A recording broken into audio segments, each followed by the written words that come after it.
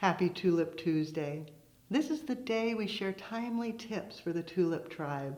Today, talking about vase design. So often we get an arrangement made and then you look and there's leaves inside or debris. It's dirty. You certainly don't want to send it out. The easiest way to solve that is always work with an extra vessel. Have your design vase, then have a second vase, identical, filled with water and flower food, ready to go. That way, when you're done, all you need to do is lift it out, remove any of the debris, make sure that nothing's going to be in the water, set the dirty one aside. You can clean that later, and then just slide it right back down into the vase, ready for delivery. Now you know how the pros do it.